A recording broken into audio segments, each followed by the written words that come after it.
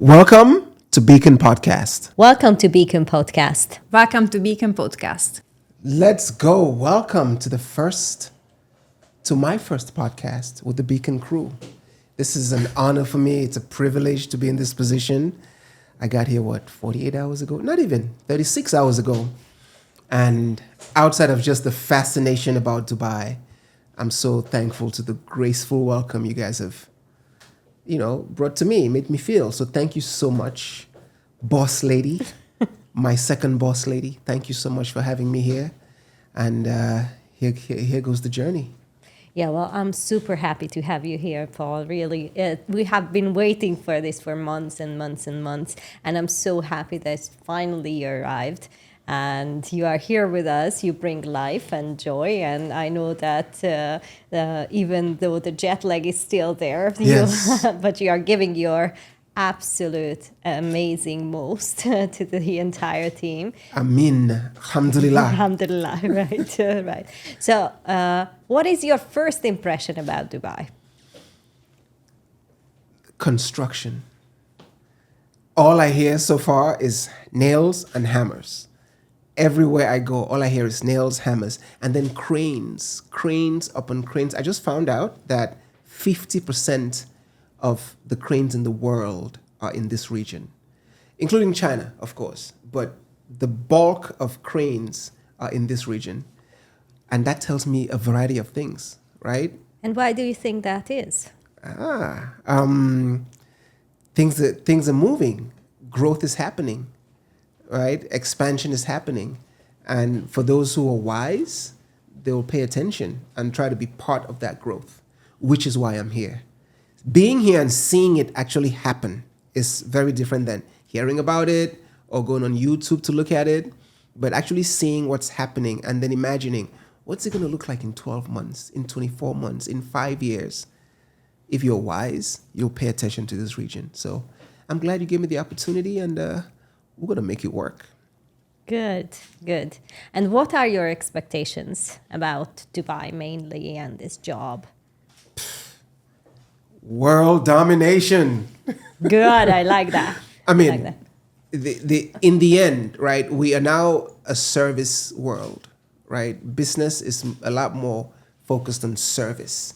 It's not so much this manufacturing and so on, but the core of how people experience services is what drives business in the world nowadays. My expectation is to provide service at an extremely elevated level, so that when you deal with me, when you deal with Beacon, you have white glove, top shelf service, and anything else is a steep decline in how you're taken care of. So service first. How do I make sure that the person I'm working with is getting la crème de la crème, right? And so my expectation is to just be very good at service and provide what people expect, because that's only when they'll pay more than what they need to pay, because they're getting a Bentley, Rolls-Royce service. Yeah, I love that. I'm sure you had lots of job offers, okay? I did. I'm pretty sure. Why did you choose us? Because of you.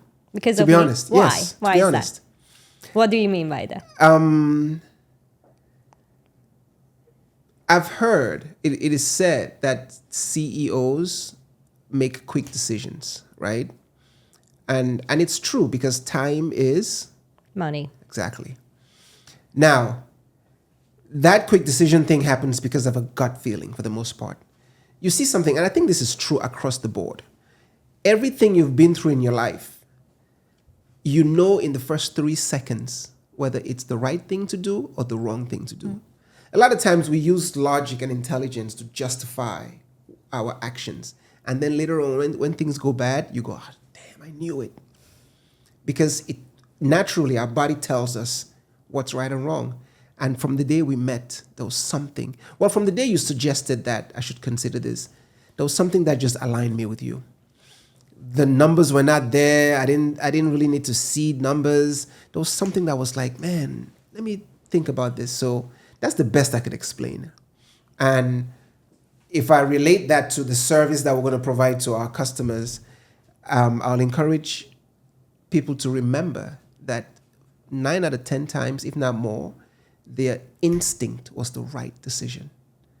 And so if you're considering Dubai, you're considering working with Beacon, how did you feel in that first 3 minutes when we got on the call? I started talking to you. Now, we can explain certain things, but how did you feel? For me, what I felt was positive, genuine authenticity, and that's how I flow. I have to be as real as possible.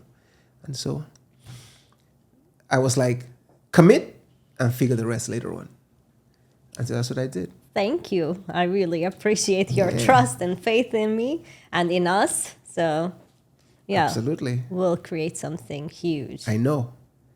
We will find a way to make it even bigger than what we imagine. Yeah. Yeah. Good. I love it. I can imagine. I have to warn you, I can imagine any large number. Good. I don't have any problem with my imagination. There you go. I like that. Massive, scary numbers. Exactly. Let's go. Because there's no shortage of success. There's no shortage of all the good things. There's only a shortage of people who have the courage to step forward and take it.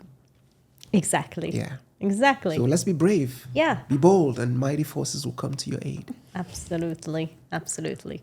Yeah. Cynthia, why did you join? Why did you decide to join back in the day? I was looking for a better opportunity. I was living in Denmark for 15 years. And Denmark, it's very easy to reach a limit. Like you have 47% taxes in corporate tax and 27% personal income tax. Wow. And then more money you make, the more taxes you're going to get. So after a point, you cannot go to a higher level. And being there 15 years, I reached everything I wanted. And I remember one day I told my sister, enough is enough. Enough of the taxes, enough of the bad weather, enough of the bad food. I just want to move somewhere. It's a good weather, good food, and no taxes. But at that time, I didn't know you. And then I think we had a common friend, and he connected, and you gave me the opportunity to come for 2 weeks just to see. And then we also had the first click. And then we vibed immediately, and the flow was the same. And then I'm like, I'm not leaving this place. So then we went through quite some things 3.5 years ago. Yeah. Well, thank you very much. Did you regret? No, just like not coming earlier. Instead of being in Denmark, being here for 15 years will be a different level of life. Yeah, definitely, definitely. I had a podcast with one of the ladies I know and admire, and she's been living here for 25 years. And her one and only regret was not coming sooner. Totally. Totally. Interesting, right? Very, very interesting. What about you though? Asking. Like why did you move? You've been here for a while, over a decade, right? Yeah, I've been here. I mean, I crossed the 12 years mark already. So it's more than 12 years now. What's the number one thing that you've seen happen and continues to happen since you came? What continues to happen and what continues to amaze me is the incredible amount of change and expansion.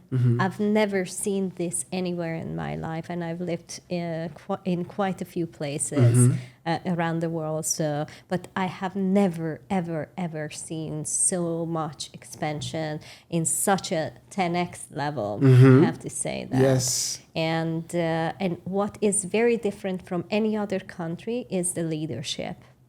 The leadership of this country, because they have this joint vision of creating the best place on planet Earth. Yeah.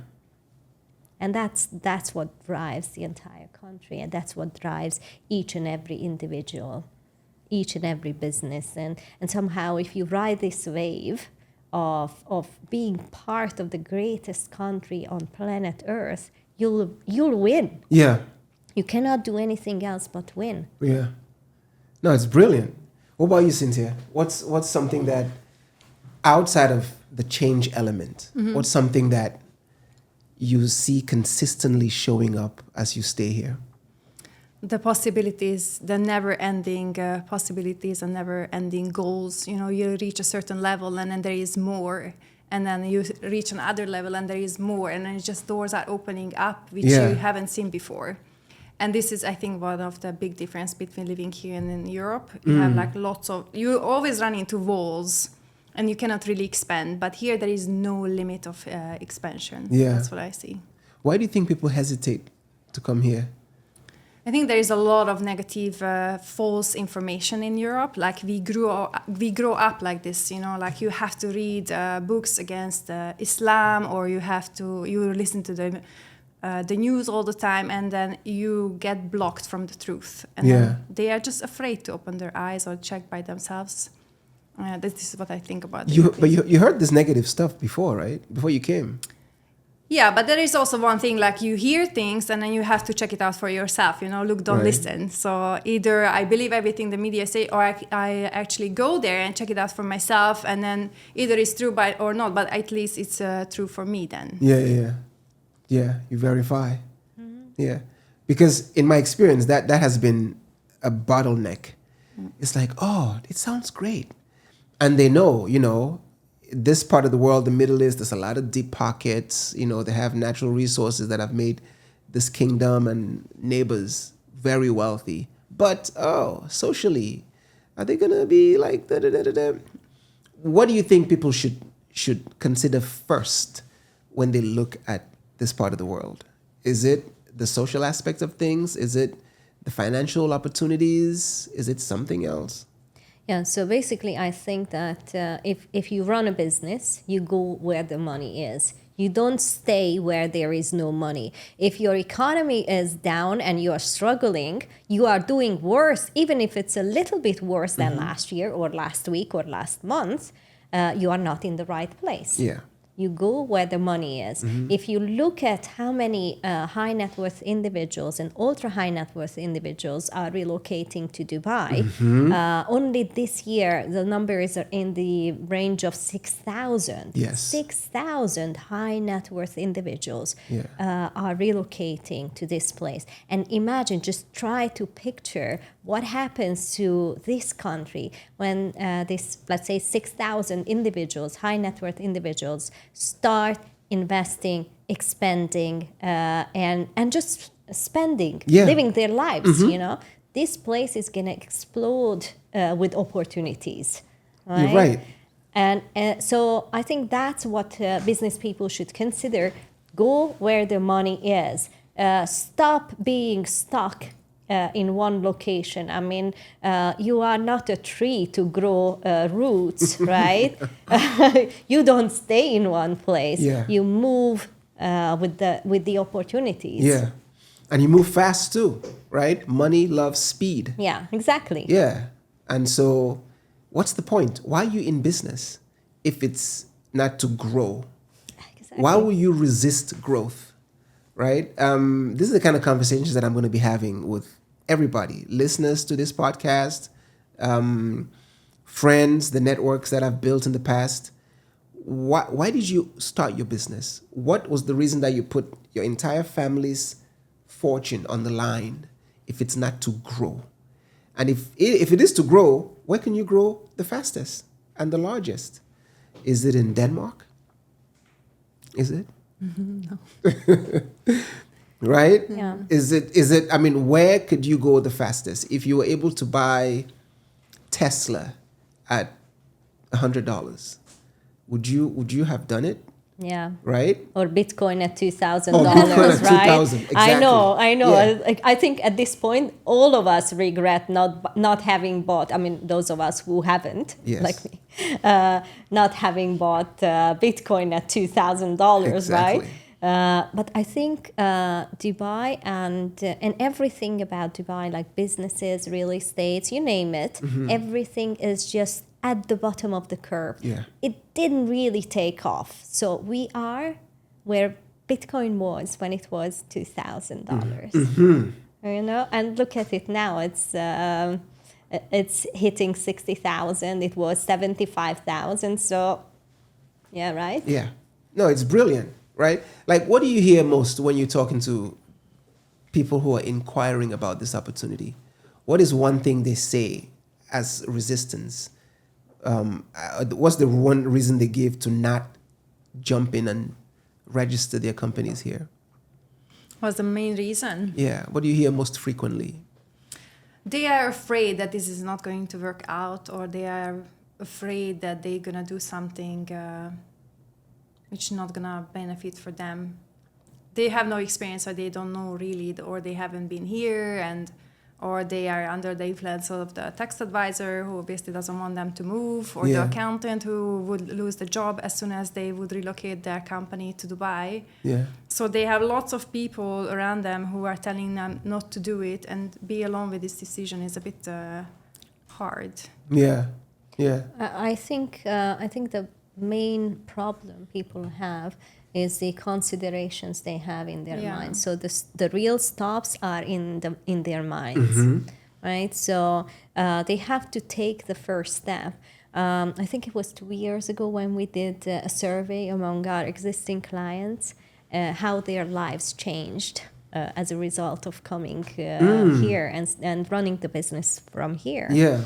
And on average, in the first quarter after having opened the company, the income, not the profit, we're not talking about the profit, the income of the company increased by 40%. In the first how long? First quarter. First 3 months. Yes. And I started analyzing why that could be. And basically my conclusion was that they have broken the shackles of their mind. Correct. They have opened their mind to global expansion. Yeah. And they ceased to be local and became global. And that alone has naturally attracted more wealth and more income. It's very interesting. It's very interesting. Like breaking the shackles. And these are self-imposed shackles. This is self-imposed restraints. And just by doing that, let alone the actual recovery of funds that are tied up in taxes and so on, but just by allowing yourself to think bigger, it's attracted more wealth to them. Exactly. Yeah.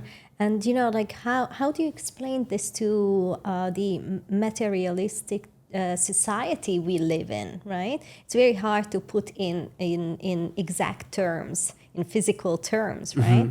But the mindset determines the ability to have wealth. Very right? true. If somebody has a limited mindset, he's going to have a limited power to have wealth. Yeah.